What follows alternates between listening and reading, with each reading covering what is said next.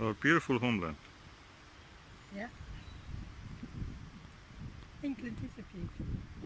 It's beautiful. Unless you live in a real bad, squalid area.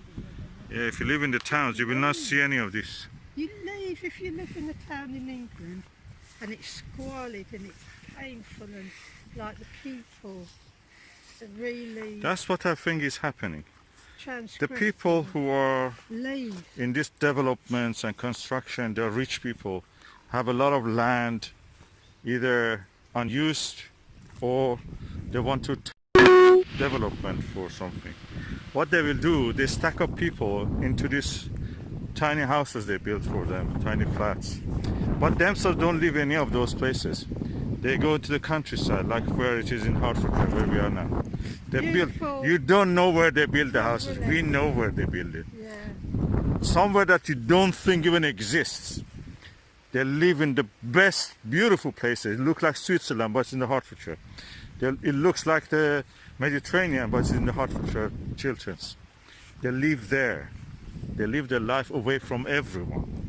And they stack millions of people on top of each other in towns and cities, turning the little villages into big towns, small towns and big towns, stacking up people, getting the money from the government or the pocket of people, hard-working people who save their money, or give it to the Eastern Europeans. They come here because of the melanoma, lack of melanoma in their skin being white.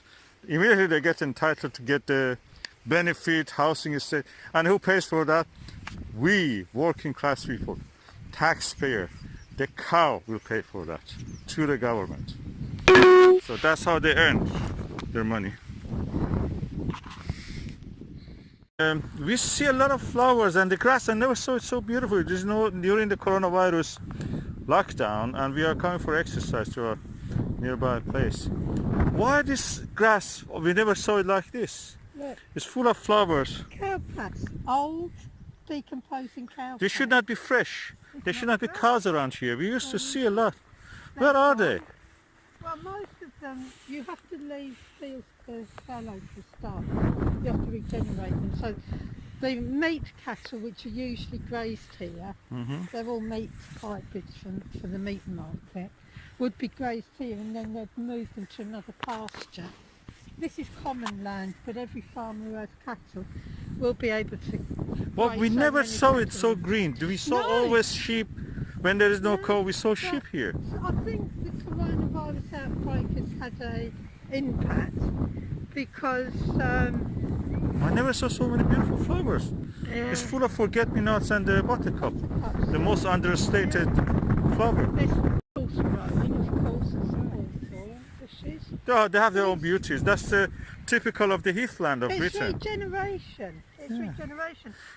Nature is taking back, it seems. Well, what's happened is that the cows have nibbled down all the old grass. They've left all their decomposing. How many weeks ago you think they have been here, the cows? Probably more like a couple, 2 or 3 months, I should think. Oh my God. They would have been here earlier on in the year when the cows were calving. Remember when we came here once in the first time, I walked on one of the cow shits. Yes, you did. When I tried to protect the kids, no, they don't go there.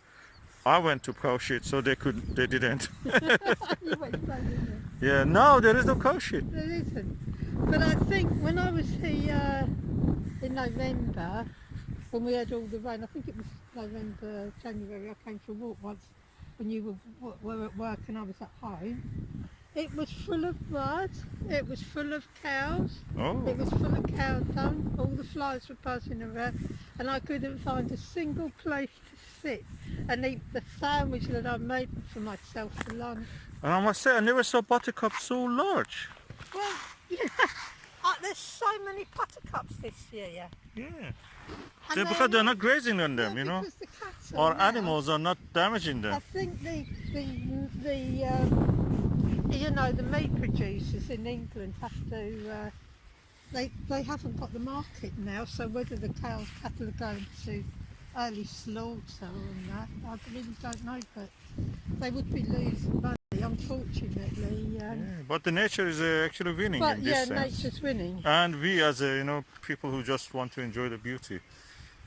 And we are not eating meat anyway. And the air's so much fresher. Yeah. So. And no danger anybody walk on the cow dung. Yeah. So what, like the environment is just flourishing. It's absolutely flourishing. Everywhere we go we see new birds that we never saw. Yeah. A lot of bird of prey. That means there is a lot of food for them. Kites, so you know you're getting all the like sort of mice and shrews, little rodents that they eat, rabbits. Never so big. Never saw buttercups so large. Yeah, they're everywhere, everywhere. And I haven't seen so many buttercups since the 1980s. Really? So it's 1980s? Yeah, it's the 1980s. Oh. I've never seen so many because Yeah. they're everywhere. Every field we've been to has been like this. Yeah, because they graze them, you know. Okay, you think that is the end of it? No. There is a... Let me just focus this. There is a gap there that you go there and you reach a river. So let's go walk there. Thank you for listening to our old chat. So this is the heath. Now we are coming to the footpath which leads us to the bush kind of land, woodland areas. And we cross this and we reach the other side of the heath. For the viewers who don't know what is a heathland, this is Heathland. Heathland is the area which grasses and you know, hay and you know, pasture and the small shrubs and bushes grow. Nothing really tall or big.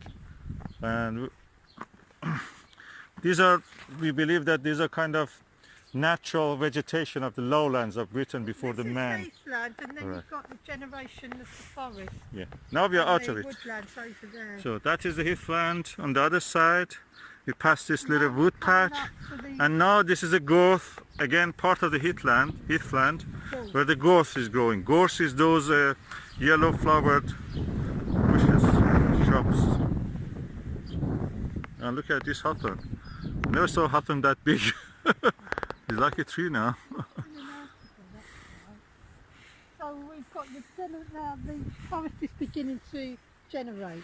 Yeah, it's taking so we've over. got the generation. First of all, you'll see the heath bushes like the whole thing. Oh, you seem they're trying to protect that heathland. The Yeah, gorse. that, The gorse is a protected species in this part. well, what it is, this is a small piece of land, so what they're trying to do is not conserve it, Conserve it, yeah. so they're having to let the natural plants stay here. Like this is a drinking hole where the cattle would come. Oh, I You see can some. still see the footprints of some of the cows.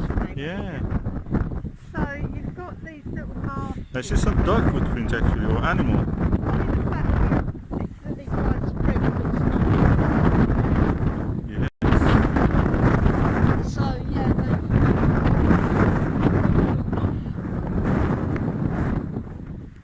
I've never seen it. Yeah, they're trying to protect it because probably, you know, we have a lot of Eastern Europeans. They have a different culture, really backward, third world. They come and cut the branches and make fire. Well, yeah, they also Because they all the time carry a match. They are most of them have a lot of disposable income because we pay for their home. So they have a lot of money to spend on cigarettes. So they spend on it having a match. Okie doke. That's the fence you see. Also it stops the cattle from going there and grazing on the gorse.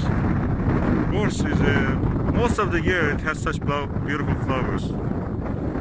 It's a very rough tree, the kind of bush. It's kind of like a pine, as rough as that, the leaves of it. It has a kind of thorn also on it. But from a distance it has a distinctive view that you can see here.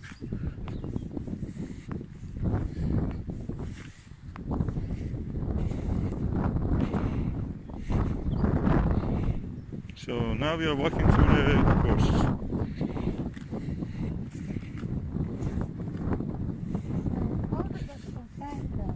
Harebell. Oh, there's a flower here special to this area. But that looks like a flower which grows at a certain time of the year. yeah. We are now in May. I don't think. I'd say that flower's probably quite rare. That's why they think. Oh yeah, that's a rare flower. love these conservation efforts. These are the angels of our nature. Yeah. They work with the least amount of pay and money. Do a great job. So give the little harebells a chance to grow. Yeah. Harebells. Oh, there's a tiny bit which is fenced up. That has a special plant in it, I think. Let's go and see. Keep the visitors to the footpath. No, there's an enclosure. I know, yeah. Oh, yeah. Oh, Must be something special there. there's a lot of mould there. The plants look different. Kinda. It's barbed wires. Oh, this is a colony of moles. Yeah. This is a mole colony. But it looks like dogs have... Yeah, and the people have Yeah, damaged it. Yeah, they get their dogs off the leads and the dogs just smell the moles, so they won't be able to dig them out. But Yeah, that's no- antisocial behaviors. Yeah, never had social behaviour. I heard we had a Polish colleague who was telling me that Polish people, if 1 week they don't fight with each other, they will not be happy in their life. Fighting and wrestling to each other and punching each other is just a way of life for them.